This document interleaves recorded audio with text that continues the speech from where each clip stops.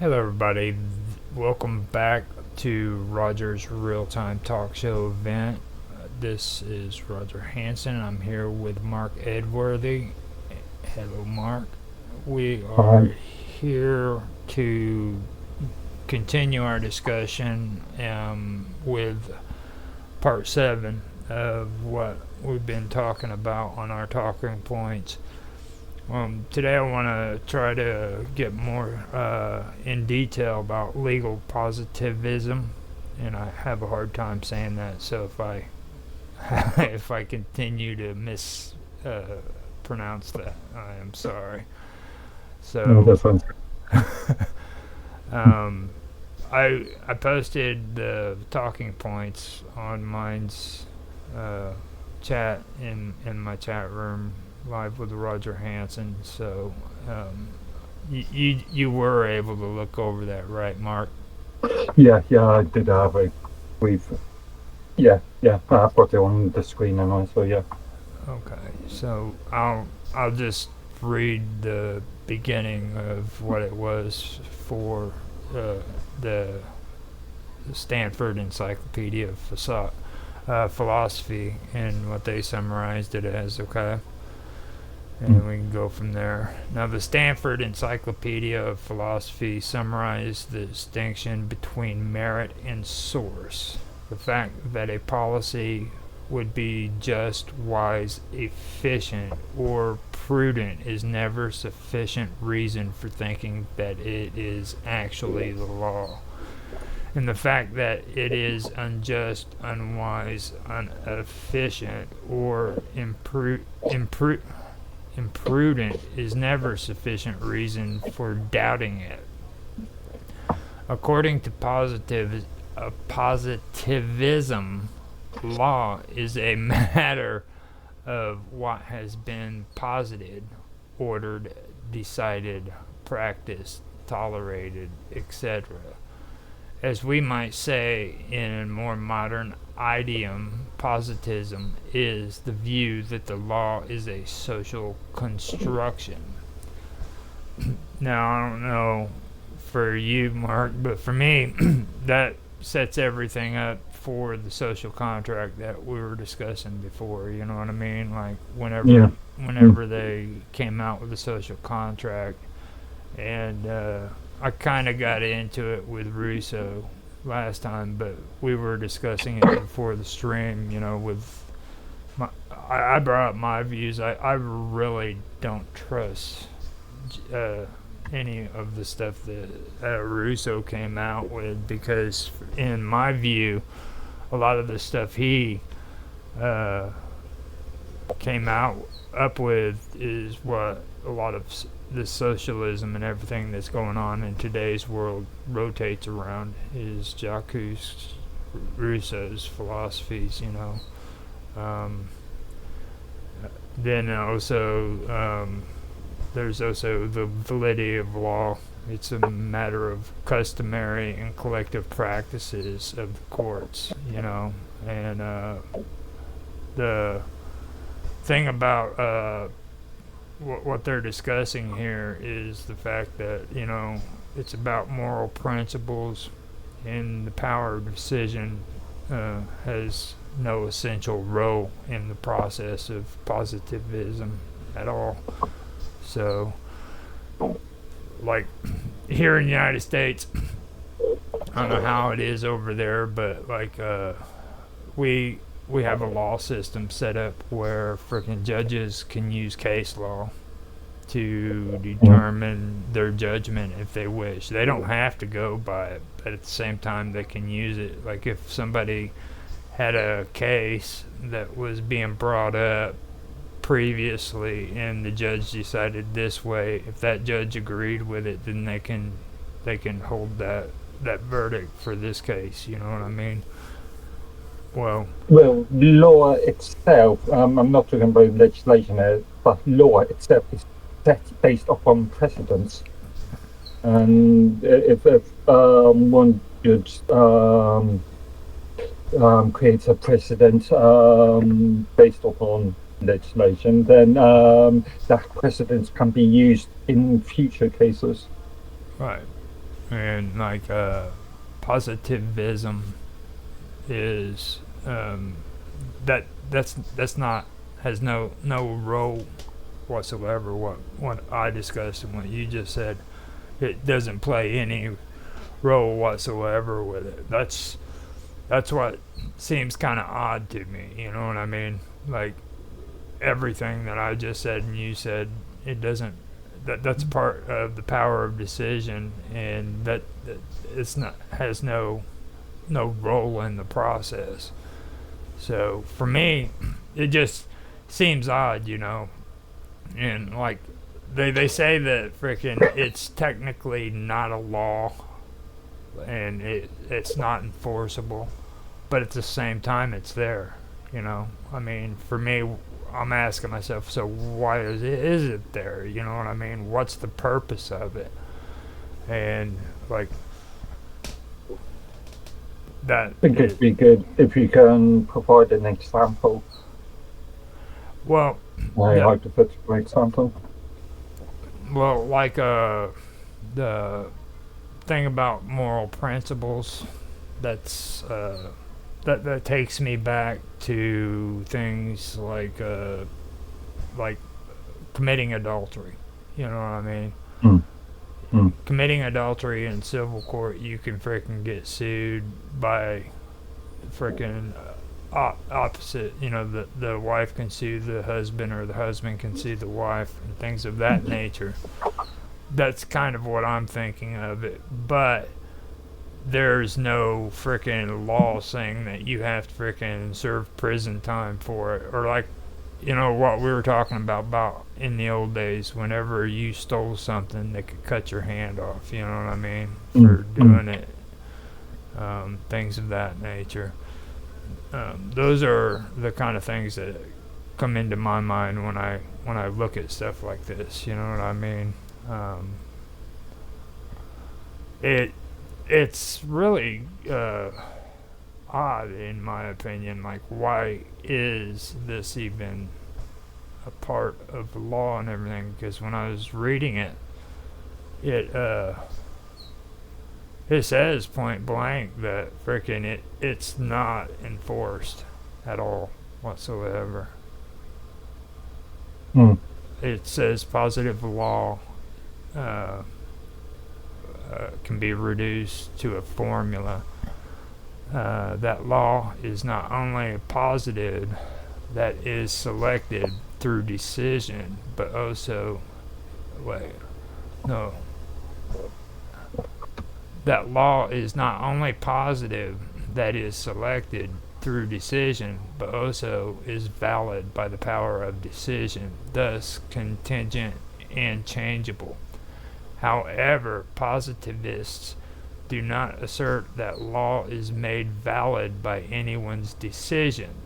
You know, things like this. So that's kind of one of the things that stick out to me.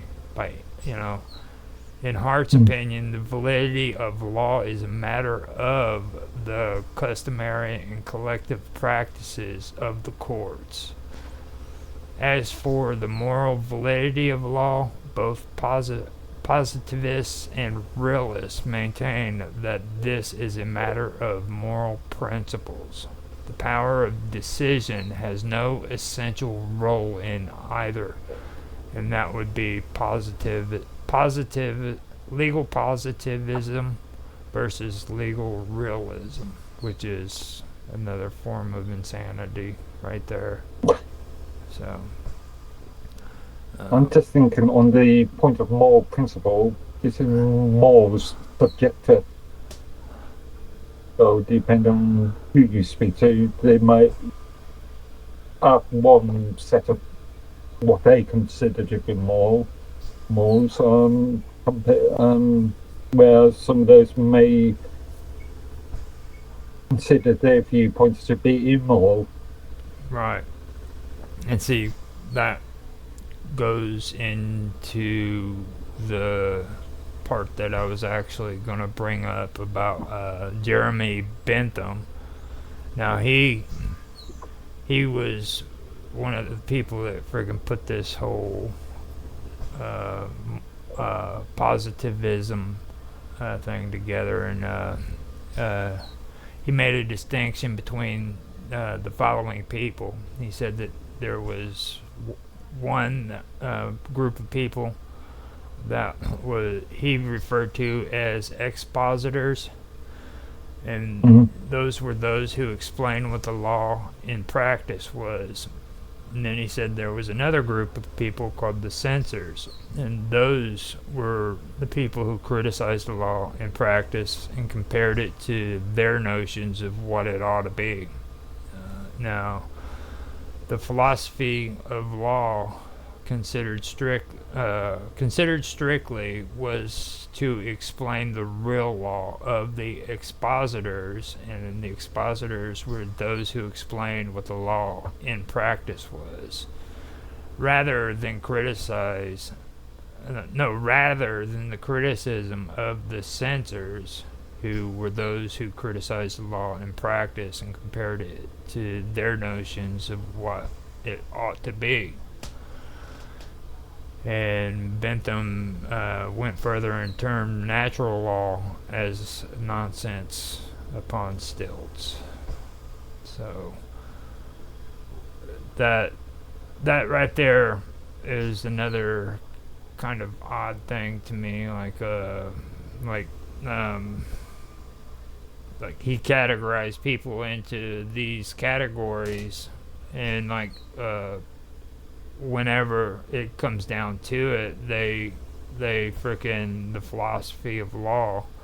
So it considers, what the expositors are interpreting the laws to be in practice, and then they just completely ignore what the censors are discussing when they criticize the law, and they give their input on what their notions of the law and what it should be. Like when you're living in a corrupt government and frickin' uh, well, and don't get me wrong, you're in England, I'm in the United States. Comparatively, frickin' we live in we do have corruption and everything, but there's a lot worse countries that have a lot worse corruption than what we do. You know what I mean? So, like, I'm not sure if it's fair to put them on a sort of scale. I can see what you mean. I can see several countries that are extremely corrupt, but corruption comes in many forms. you know, well, it's like just ignore the people with criticisms of the law, and go with those who try to explain what the law is in practice. That kind of like that's to me just it doesn't really help. You know what I mean? Like, especially when you're trying to create a constitutional government where people freaking are supposed to be the sovereignty, and Mm. you got stuff like this going on in the background. It's pretty messed up. And like Mm. in the last episode too, when we were talking, I keep forgetting, to bring up the fact that I want to go back to what we were talking about, me and Son of Nowana and Mr. Robot, when it comes to frickin', the straw man fallacy, and the the idea that frickin' we aren't, or that we aren't recognized as people. We're recognized as more or less just commodities. You know what I'm saying, and stuff like that. Mm.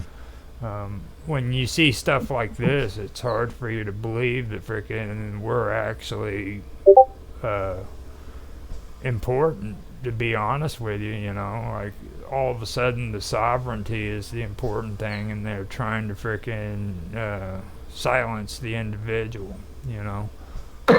Yes.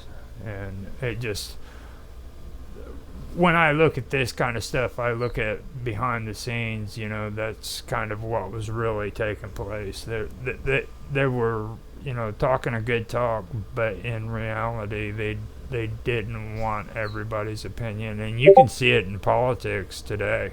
I mean, it's being done all the time. Like they don't want every Joe Blow freaking giving his opinion. You know what I mean? So they try to separate freaking government. You know, especially the federal government here in the United States.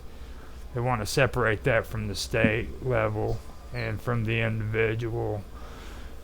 Now you go into a court, and the court can freaking uh, uh, give you or sentence you with contempt of court, you know, because you spoke up in the court system against the freaking approval of the judge, you know.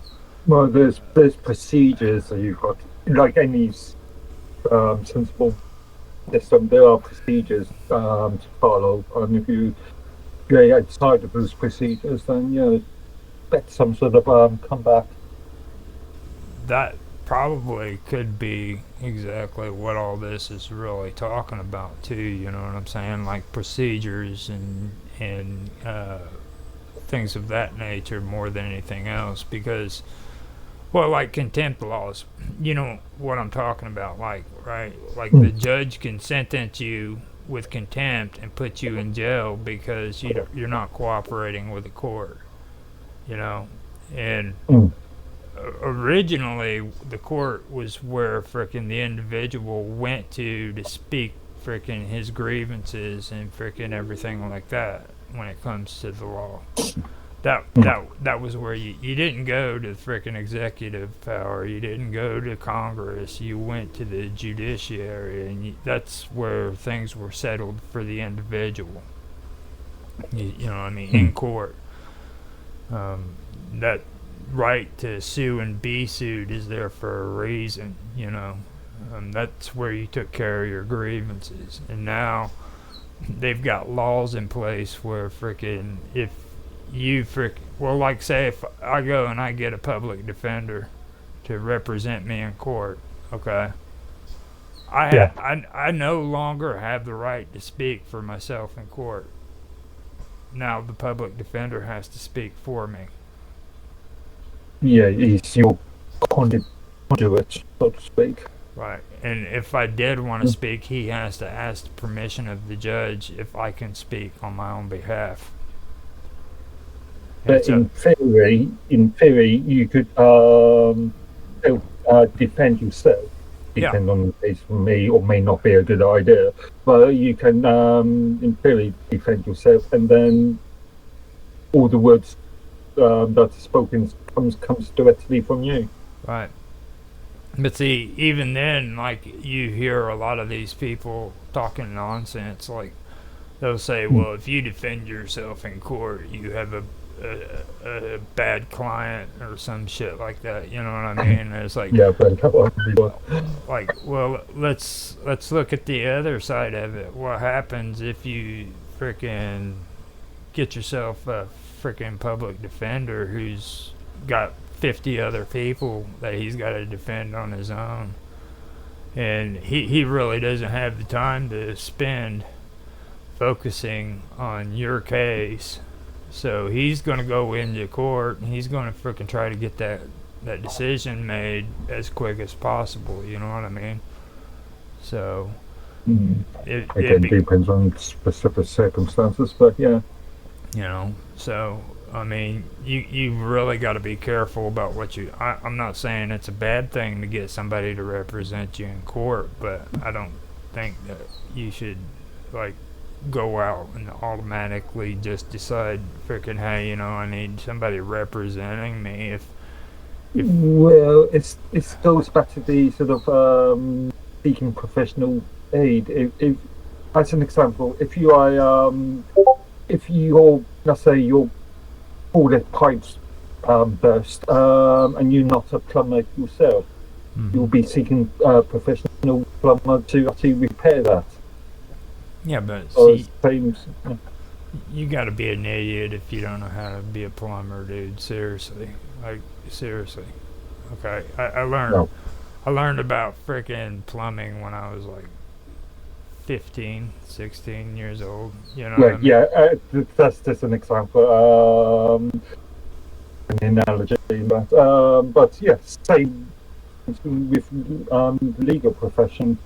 Well, it's Unless you, yeah, it, it's kind of what I'm that what I said was actually valid too, because like what I'm saying is like majority of people who freaking need a lawyer when it comes to criminal court freaking know about the law. Okay, these guys are breaking the law, and they have to know what they're going up against. I mean, the majority of people that I knew when I was doing drugs and alcohol knew more about the law than the freaking cops did. You know what I mean? yeah, but do they know the actual all the procedures of a court? Um, it's it's um robbing someplace and understanding what you're doing, and it's one thing, but being able to understand the procedures of the court, and being able to understand the procedures of how to defend yourself is another thing. Yeah, well, see, that right there is what we were talking about with the procedures and stuff, you see, and it's like, when I look at this, and that's kind of what it sticks out to me, like, because, like, whenever you go into court and you have a grievance, like, say, with a police officer, it could be like a traffic violation, right? Like, once when Mm, I was driving cab, which is a taxi, I freaking mm, went through yeah. a construction area. I had to pick some people up, and they didn't have it marked that you couldn't drive out of this area. But I went ahead and drove out of that area. Well, I thought I had a pretty good case there because freaking like I'm picking somebody up. I went around the building and I seen that area where it was an opening to get out onto the road, and I took it. There was nothing And there was indicating. no, yeah, okay. Yep, there was I nothing. was going to say this is similar to the situation with the London ULEZ scheme at the moment, where the Mayor of London saying that all of these areas are need to follow the ULEZ, the low petrol, low traffic neighbourhood sort of scheme. But in a lot of these areas, it's not stated where the ULEZ sections start and end. Yeah, exactly. You see, and the thing is when I went into court, this is where this kicks in. Is I went into court and I stated my case, and the judge even said I did good at stating my case about it, because here you don't have a lawyer in frickin' in civil court, but well, not all civil Or you courts, can, but but it traffic can be court, extremely expensive. Yeah, it can be traffic court. extremely expensive. Yeah. But anyhow, he said I did make a good case about it, but he went ahead and frickin' followed suit with the frickin' police officer's decision because simply he was a police officer. You see what I mean? And they do that all the time. Like they frickin' it's kind of like a buddy system. Since he's an officer of the law, we're going to take his word above yours. You know. I the old principle of following the law without fear or favor. Well, practice it. Yeah. You know what I mean? You're they that's the general rule of law. That's the general procedure is to frickin' believe what the frickin' government official says. You know what I mean? Which that's a police officer is an officer of the law. That's you know what I mean. They'll take a police officer's word over a civilian any day of the week. Yeah, but the law, the old justice, lady justice concept of the law being blind, Well, the so-called blindfolded justice, lady justice principle. I kind of don't see that here in this right here. You know what I'm saying? You got to go back to the expositors and the censors. You know what I mean? Those who explain what the law in practice is and those who criticize the law in practice, and they compare it to their notions of what it ought to be. You see, I went into Mm. court and I freaking showed my evidence. I showed that there was no sign indicating freaking that I wasn't supposed to go out of that area. Okay. But instead of taking Mm.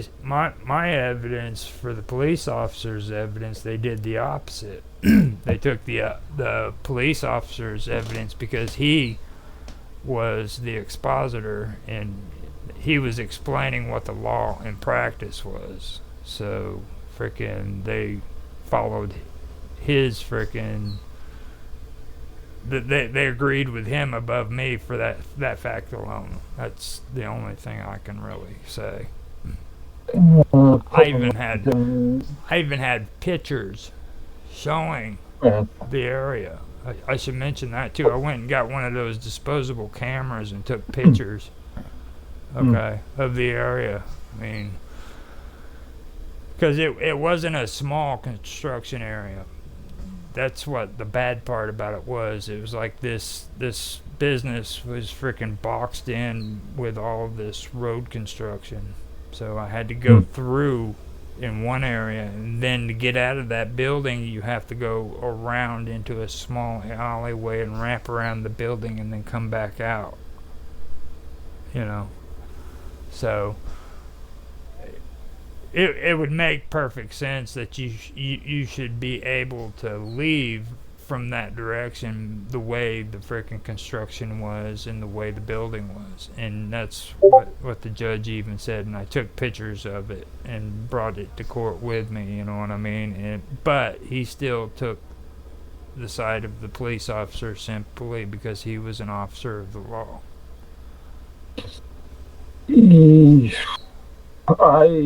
There has been issues, especially in this country, with well, legislation can be on occasions poorly created. Words not being defined, and legislation just being poorly defined. Then it's for the courts to decide on the interpretation of the law. Mm-hmm. In that case. So if a police officer says this is the law, maybe the law, but there's no interpretation. If the legislation is loosely defined, or the wording of the legislation is loosely defined, then it could result in multiple interpretations. Yeah. That makes sense. Yeah, it's like earlier I was talking about the validity of a law is the matter of the customary and collective practices of the court. You know, that kind of goes back to what Hmm. I was saying too. Like by practice, you know what I mean? Their customary practices, they always do that. So freaking that kind of gets into it, and then a lot of this, to be honest with you, does kind of fall into the social contract. You know, I can read just a Also, little. also going back to that video that I showed you just before the stream, well, before I went out, 13, let's say, police officers are not, and there's their own interpretation from the law. So, Mm-hmm. Yeah. Well, yeah. we're having a lot of issues now with cops killing people. You know what I mean? And it's being popped up on the news quite a bit within, I'd say, well, it's not here recently, within the last 10 to 15 years, you know, like all of a sudden a cop kills somebody in Philadelphia, you know. And they're starting to actually recognize that this stuff has been happening, you know, but now all of a sudden they're talking like it's a new epidemic, you know, like it just now started. That's saying that it is worth remembering that the police have to defend themselves and defend society at large, civilians at large. So if, let's say, you've got an armed robber going to a bank and start threatening to shoot people, then Mm-hmm. it's the police duty to defend those people and themselves. Right. So if But that results in a killing of a alleged criminal, then well, that was just in response to what you were saying right there. You know what I mean? Like, mm, people are seeing more and more there is corruption in the police. You know what I mean? In the police force, it is. But mm, what gets me is like they think this is a new occurrence, like it's just been happening. I mean, have you ever freaking paid attention to like the kind of shit that happened back in the 70s? Like, people were mm, just mysteriously freaking falling over the side of buildings, you know what I mean? They're supposed to be arrested, but all of a sudden they just slipped and fell over the side of a building rooftop, you know, accidentally, of the other course. the other point is that well, allegedly, the other point is now with the advent of the internet and citizen journalism, these things are reported more. It's it's not that these things wasn't as prevalent as they could be now. It's just that they weren't reported as much. Right. Yeah, I know. It's oh my god. I think my dad's going somewhere. The crazy dog. Hold on a minute. Let me see what's going on.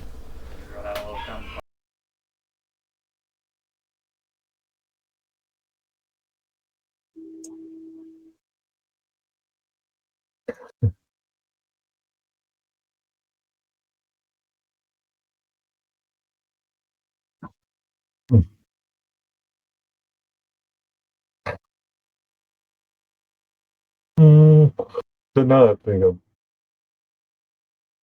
Yeah, I can't think of anything else in relation to that. But,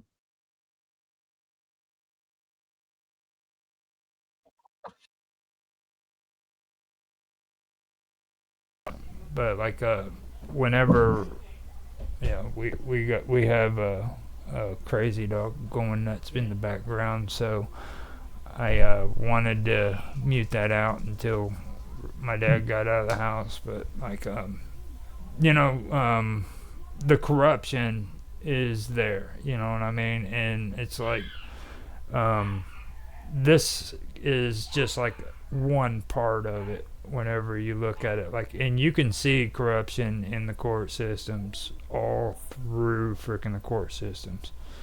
But because of this kind of freaking way of thinking, in my opinion, freaking they allow it to happen because it's customary for these systems to work this way, you know what I'm saying? And then they legally get away with it because it's written in these laws, you know what I mean? but but there are checks and balances. As an example, the Bar Commission in the UK. If a judge is believed to be acting outside of their capacity, then they could be complaints could be made against them, Mm. and it's for the Bar Commission or Bar Society to review the complaint. Well, one thing that gets me about that too is I actually did some research into all this stuff, and I found out that judges here in the United States, okay, whenever they put on the robe and they take the role of a judge, when they're on the bench, they're immune from frickin' civil cases. In other words, any decision they make, they can make that decision and they cannot be sued without permission from the government. So if I feel that a judge has made a freaking case or a decision against me that freaking deserves to be freaking I deserve to sue them for freaking I have to ask the government first if I'm allowed to. And then if they say that I can sue them, then I can go ahead and sue that judge. But if they freaking decide that I can't sue them, then it's done. It's over with. So first I have to go But to the government. on principle, if a judge makes a ruling, you can always appeal that ruling with another judge, with another court. It may be a higher court in certain circumstances. Now, the thing is though is freaking usually freaking they go according to practice though. You know what I'm saying? It all falls back to the customary practices. Most judges stick together on their decisions because freaking they'll take the word of a judge over a freaking individual most of the time. Again, go back to without fear or favour sort of point. Um, A damn yeah, dog. it's not. It's for a judge to review the evidence and solely the evidence. Any other information, any other points are irrelevant. That actually might. We were talking about that here a second ago too. When it, I think I was freaking bringing that up in one of the points that I brought up here in a little bit. It was. Let me read that again. I think it might have been. Okay, the fact that the policy would be just, wise, efficient, or prudent is never sufficient reason for thinking that it is actually the law. And the fact that it is unjust, unwise, inefficient, or imprudent is never sufficient reason for doubting it. According to positivism, law is a matter of what has been posited, which is ordered, decided, practiced, tolerated, etc. As we might say in the more modern idiom, positivism is the view that the law is a social construction. So, and see that brings me back to what a lot of single fathers and divorced fathers say about there's another book of the law, you know what I mean, that freaking pertains outside of what our laws are. You know, these are things that are set up that freaking uh, that people don't know and they're not aware of, because like freaking the way they handle freaking child support and stuff like that is completely crazy. And in one of the episodes I did on my own, I was talking about like my experience with it, and I was talking to you about it just a little while ago. You know, where they actually came and did a ordered a disposition order, okay, on me with the case that I had with my son, my youngest son, and my ex-girlfriend. And they didn't know anything about me, and they were able to freaking do a disposition order that stated that I was unable to care for or protect, train, or educate my son. You know what I mean? And they never knew anything about me. They were actually supposed to do a diligent search for me according to freaking the family services own guidelines, and they freaking waived that. So they not only freaking was able to get a disposition order on me, but they were able to waive a freaking diligent search for where I was. And according to what I found out, they did it because my ex said that I was nowhere to be found. So they took the word of the person who caused all the problems and waived my right to a diligent search. And then But turn around. could you not have argued that point in court at the time? I did. That's what we were talking about. I did. That's why me and the judge didn't get along too well. You know what I mean? Me and the judge and the freaking guy that was supposed to be my public defender. You know. And that's another thing, I didn't commit a crime. I didn't have anything to do with it, Why is it that I need a public defender? You know what I mean? Like, that all of a sudden I need freaking legal representation and stuff. And I wasn't anywhere around this situation, you know what I mean? It was like that. It's just a whole bunch of crazy stuff that's involved in this set of laws that are separate from the frickin' rest of them. You know what I mean? Based upon what you're saying, it sounded like you had good ground to appeal at the time. Yeah. The only thing that they were able to frickin' set it up with, like, that they gave guardianship to his grandmother, and I still have freaking custody, my side of it. Now his mom lost her custody, but I've got my custody.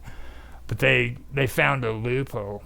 They gave guardianship to his grandparents. Okay, so even though just out of curiosity, what's the stage of your son now?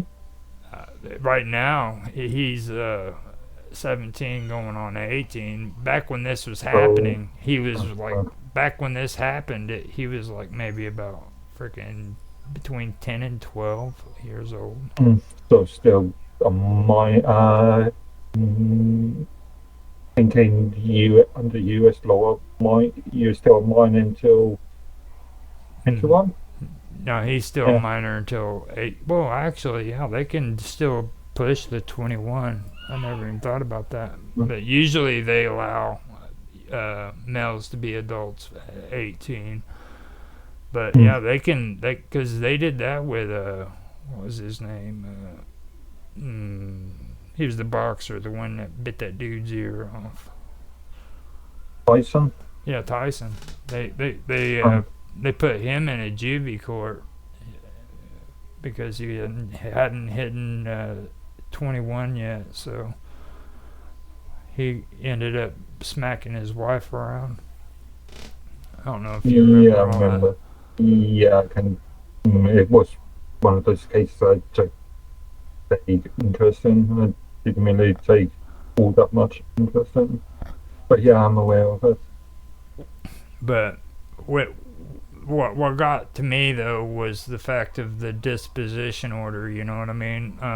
It's like I told you before. Like they did this stuff without even contacting me. Like I ended up getting a freaking summons from a police officer knocking on my door and handing it to me. I go to court, and the judge and the freaking prosecuting attorney and all these people that or the district attorney, not the prosecuting, but the district attorney, they were all there. They didn't even know how I got freaking my freaking warrant or my summons to show up for court.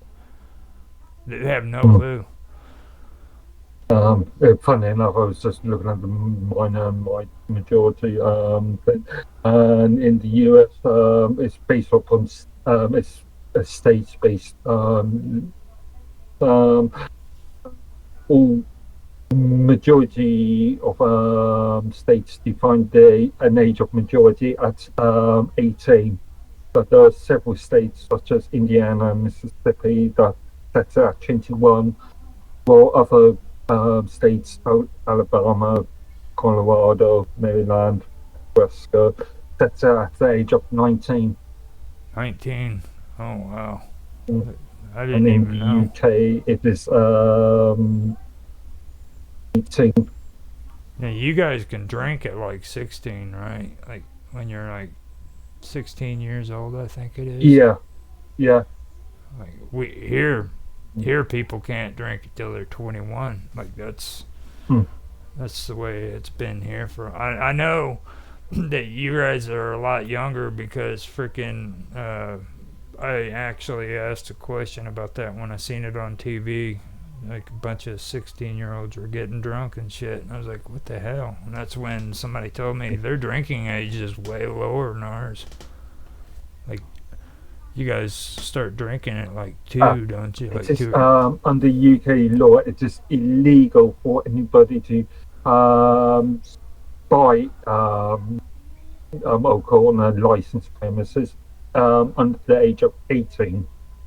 The only exception is for 16 and or 16 and 17-year olds to um, drink um, when when they are served a meal and with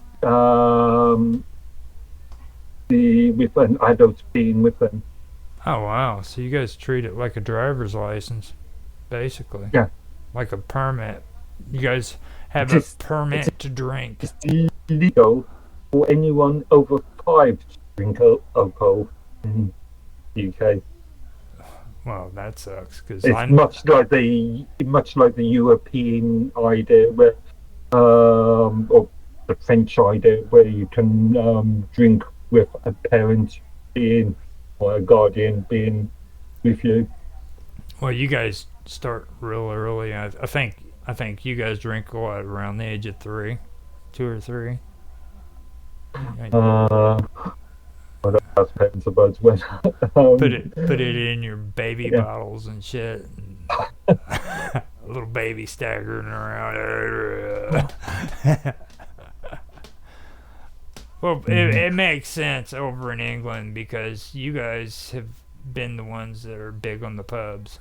And like even in Germany and countries like that, like family, it was always a family gathering to go to these places, these pubs, and spend time. You know what I mean? So I can understand why people do that. I mean, but Mm. you know, that actually could be a part of that as well, like with the customs and stuff. You know, Mm. even though people don't think that it's morally correct here, it doesn't mean that it's freaking necessarily bad. You know what I mean? Whereas you guys, Yeah, I've whereas you, seen arguments. I've seen arguments in which it theorized that you can start them of a young age to drink. It's it reduces the likelihood of them binge drinking or becoming alcoholics yeah, because you train them into that sort of. it's that does make quite a bit of sense actually. Whenever you stop and you listen to it, especially in that situation in England, like because well, it's like I said, because you guys do have well, first of all, it's freaking a general practice. You know what I mean? Kids usually go into these freaking establishments, and they've been doing it for hundreds and hundreds of years. It's not like our generation, you know what I'm saying? I mean, your Mm. freaking grandparents and great grandparents were taking their kids to the freaking tavern, you know what I mean? But a tavern to us here in the United States isn't the same as what a tavern is to you guys over there, you know what I mean? Because that's where the family goes to and they enjoy like playing games and hanging out with the freaking community and stuff. Interestingly, I had a conversation with one of the other people, must have been a year ago, and talking about what is considered to be a tavern, pub, and inn. Yeah. Um, the different usage of those words in between UK and US. Yeah. Now, what is the difference between a tavern and a pub? I believe it is related to food. Food. If it's been if technically, I think if a outlet is selling food at the same time as alcohol, or a licensed outlet is selling food, then it can be considered as a tavern. whereas an inn is somewhere where you can stay overnight. Yeah. Now, see, we call those saloons here. Mm. We call those saloons, and like you can drink, and then well they don't have. Well, I guess you could call a hotel like an inn. Like you call them inns, we Mm. call them hotels, and like all the hotels here have restaurants and liquor Yeah, served down in the bottom, and so I guess in that aspect, yeah. You never think about stuff like that until you start having conversations like this, you know. So mm-hmm. I never even thought about that before. So, but yeah, and then there are private clubs and stuff like that here in the United States. So I Mm. don't know. Maybe they do the same kind of setup, but with different names. But I don't know about all that. Yeah, I'm not. Again, I'm not in the brewery. I'm not in the pub trade, so I'm not sure. Because like with the whole term censors that Jeremy Bentham was talking about, you know, when people start criticizing the law and the way it's practiced and try to compare it to their own ideas of how it should be, you know, I mean, Mm. yeah, I I still don't. I still don't know what to think of it because I mean that's just like one aspect of it.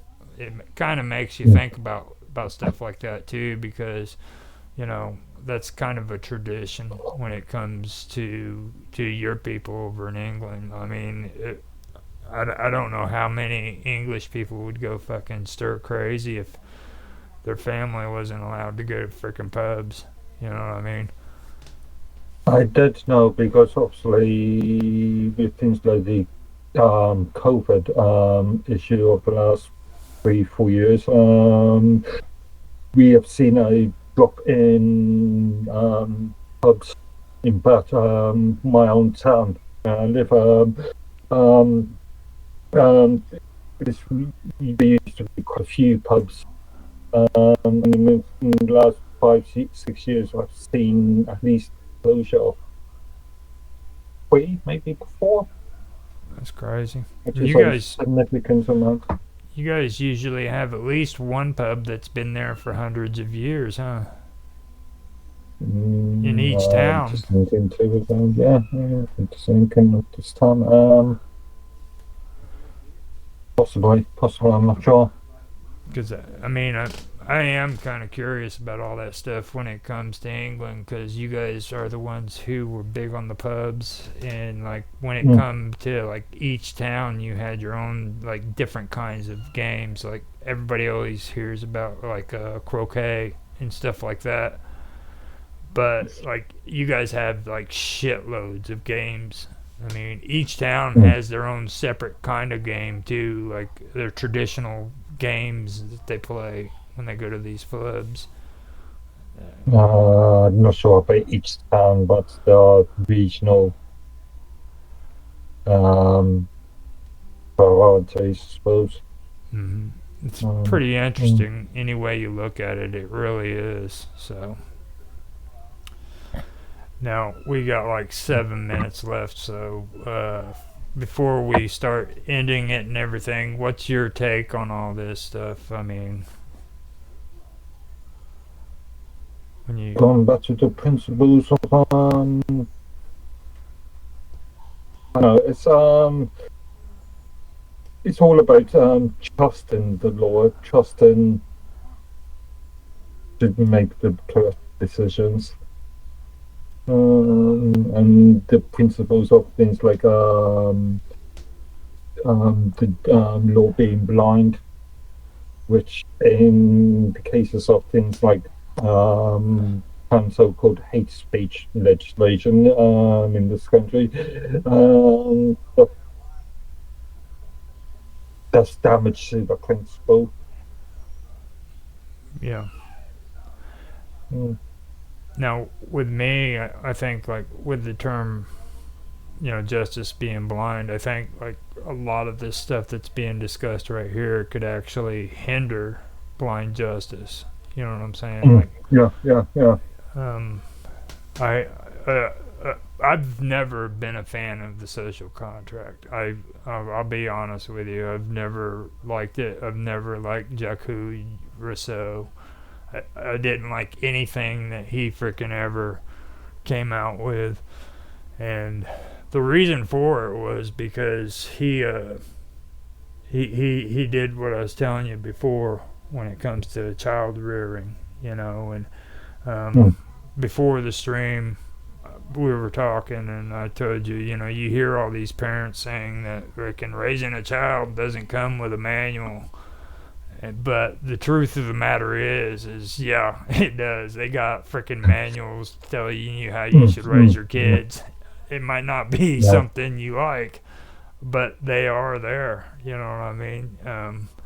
That's the fucked up part. Like, there's people that honestly believe you should raise your freaking child the way this book freaking tells you to. And if you don't, they'll come in and they'll take them. you know? Yeah, I remember I saw a friend told me when they were raising their kid in the early sort of period, so when the kid was about 2, 3 years old, they had a pamphlet from social services, and the social service representative said this isn't the way you should be raising your kid. So this my friend asked them, do they have any kids? Does the social service representative have any kids? And they said no, and Mm-hmm. they've never had any kids, Right. And and they're they're only basing their concepts on their rules, the yep, documentation. regulations, rules. Mm. They got books about it, and that's the reason why I disagree with uh, uh, him, Jacques Rousseau. That and private property, like he was dead set against private property, and um, he also had some other issues that I believe contributed to a lot of the issues we have today with socialism, and I really Mm. do think that it's a big issue that's going to have to be discussed. And a lot of people are arguing and fighting and coming up with freaking hateful things, but I don't think that's going to be the way in. People are going to have to sit down and have a serious conversation about this stuff because it is going to become a big issue here before long, if not already. Mm. So Mm. that's the reason why I don't like Rousseau. I there I mean there's things I like about freaking Nietzsche too. A lot of the stuff that he taught, and a lot of people have negative thoughts about him. But when you stop and listen to some of the stuff that he said, there was a lot of good stuff he had too. Just like with John Locke, I've had Mm. issues with a lot of some of the stuff John Locke has too. But when it comes down to it, if you had to choose, he would be the one to go with. And it's like constitutional government.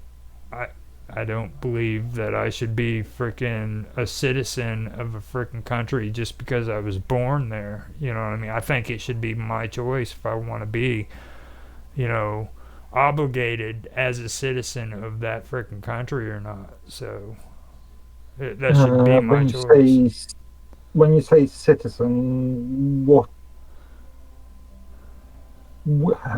how would that what is contained within the concept of being a citizen? With today's world, you are a citizen of a country because you are born there. And Yeah, everybody but says, "Oh, I think you need to define the word citizen. Yeah. well, what would you define it as?" I mean, I pretty much spelled it out to you. There's no other explanation. I mean, if you're born there, you were born in England, you're a citizen, you don't have a say about it. That's just the way it is. Yeah, but what is a citizen? A citizen, that's what I'm saying. Like, you have the responsibility that freaking these outside influences think that you need to do. It's your responsibility to pay taxes so that other people can frickin' have frickin' what they want. You see what I mean? You have to worry about the concerns of other people above yourself, because the needs of the many outweigh the needs of the few, right? Isn't that the way it goes? In Isn't certain circumstances, that's a good idea. As an example, uh, you pay taxes to make sure that your roads are kept clean and safe. What if I don't give a shit about those Um, roads? I mean, seriously. yeah, but you and everybody else travel up and down those roads. I'm a single man. Why the hell am I frickin' paying property taxes for frickin' kids to go to school? You know, my Because kids. somebody has to maintain those rules. You know, I mean, why is it that frickin' single frickin' people who don't even frickin' have kids have to frickin' pay taxes on schools when they don't even have kids that frickin' go to school? You know what I mean? I've got two sons, so don't get me wrong. I was just using Mm. that as an example. You know what I mean? Why Mm. why is it freaking mandatory that freaking they take freaking taxes out of your property because they need to keep those schools open? You know what I mean? It's just completely outlandish, and you're obligated for that because you were born into this country, and then freaking, oh, you're a citizen now. But God forbid you go down and get a job without using a social security card and a freaking birth certificate. You know what I mean? So now, not only, Yeah, that's a issue in relation to migration, and especially in the last 10 odd years, the issue of legal and illegal migration. you know, it has more. You know what, man? Mm. People always bring like this illegal shit up, like it's always been a part of the United States to do that shit. People didn't start freaking doing all this border shit until freaking like the late 1800s going into the early 1900s. And the reason why it started was because of freaking the insane amount of Irish that were freaking coming to the United States. Okay? Manhattan Island and the Statue of Liberty Mm. and all that. Okay? Yeah, Now, reminds me of the film Gangs of New York. exactly. That's a Yeah. perfect example of it. It didn't start Mm. until then, and freaking before then, people always came into the United States. They didn't freaking have any freaking problems getting into the country. Now, they didn't want you doing like the French did, where the French would come over here and freaking try to get people to freaking come back to France to fight for their revolution. You know what I mean? They were against that. But other than that, freaking, they didn't freaking have all this freaking border patrol shit. You know what I mean? I mean, it's just. But today, these people want to push that shit on you, like, oh, this is the way the United States has always been. No, it isn't. Freaking, you know. No, at that time, the US per se didn't have its own culture. Yeah, culture. Now that the United or the US has become much more of a become its own sort of entity. Yeah, There is such a thing as a United States of America king culture. yeah.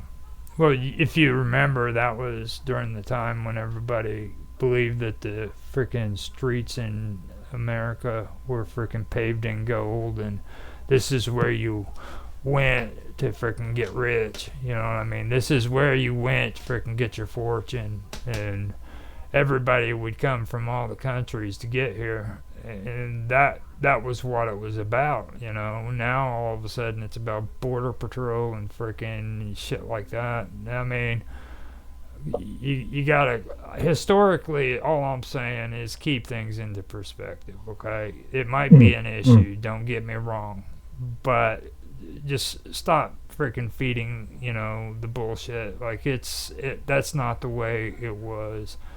That doesn't say that it doesn't need to be talked about today, but at least keep history straight, you know. mm. This um and that's what gets me, and like freaking the New Deal, you know what I mean? Everybody freaking talks like that was such a great thing. Freaking the New Deal was the worst thing that ever happened to freaking America or the United States when they freaking I'm did. I'm still a bit hazy what the actual New Deal was, to be the fair. the New Deal was, you know how you hear all these words like progressive, Yeah, yeah, okay, yeah. welfare programs and freaking all that shit. It all started with freaking the New Deal. You guys are freaking used to it because after World War I, when they were rebuilding Europe, they freaking set you guys up from the get go. So from World War II, I'm sorry. So from Mm, World War II all the way up to now, you guys have pretty much had the same thing that freaking we call the New Deal here in the United States. But it was just a massive takeover of socialism in my book. That's all it was, you know. Bank runs, you know, people were freaking jumping from buildings because freaking of the stock market crashing and everything. mm. So all of a sudden they had to freaking come up with socialist programs to freaking take care of all that, you know. And I still, that's where me and the conspiracy theorists kind of go for meet on a lot of things because I still think that the freaking bank runs and everything was a little bit freaking suspicious. You know what I mean? Yeah, but saying that also the state has to, up to a point, protect the most vulnerable. Well, banks. I mean, people have been brainwashed into believing that freaking the only safe place you can have your money is in the bank. Oh, why would you?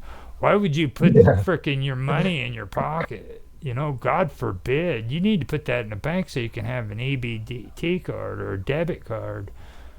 Don't carry that around. People no, will rob you. banks are safe. Does anybody remember Bedrock? Yeah, yeah. Well, that's in the UK then, but yeah. You don't want to get robbed, do you?